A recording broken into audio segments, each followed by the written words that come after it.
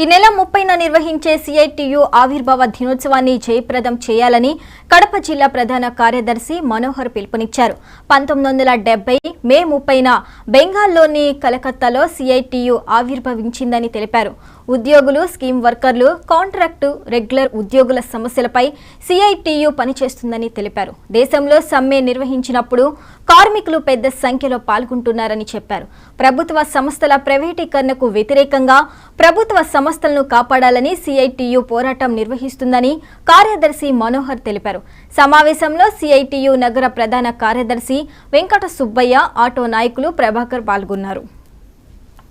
54వ ఆవిర్భావ దినోత్సవం మే 30 రేపు ఉదయం జిల్లా వ్యాప్తంగా జెండా ఆవిష్కరణ చేసి సభలు, సమావేశాలు నిర్వహించాలని చెప్పి సిఐటియుగా జిల్లా కమిటీగా పిలుపునిస్తూ ఉన్నాం.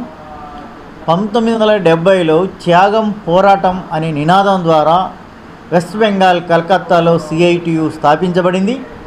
కాబట్టి రేపు ఆవిర్భావ దినోత్సవం సందర్భంగా పెద్ద ఎత్తున కార్యక్రమాలు చేయాలని చెప్పి చెప్పదలుచుకున్నాం.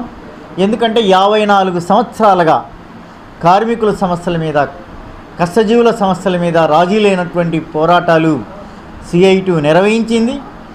అటు ఎన్నికల కాలంలో కావచ్చు, ప్రకృతి వైపరీత్యాలు కావచ్చు, లేకపోతే ఫ్యాక్టరీ లాకౌట్ అయినప్పుడు కావచ్చు, వర్కరు కష్టాల మీద, కాంట్రాక్టు, అవుట్సోర్సింగ్ ఉద్యోగుల మీద, స్కీమ్ వర్కర్ల సమస్యల మీద, కరువు కాటకాలు వచ్చినప్పుడు అనేక సమస్యల మీద సిఐటియు రాజీ లేనటువంటి పోరాటం నిర్వహించడంలో అత్యధికమైనటువంటి కీలక పాత్ర సిఐటియు పోషించింది.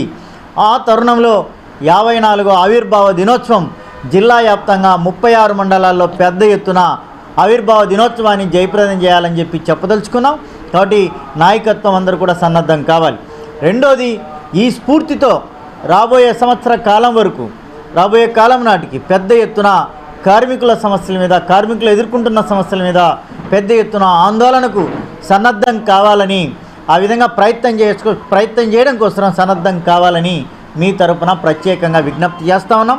రేపు 4వ తేదీ కొత్త ప్రభుత్వాలు ఎవరైనా రావచ్చు. ఆ ప్రభుత్వాలు కార్మిక వర్గం మీద, కార్మిక సమస్యల మీద పనిచేయాలి. కార్మికుల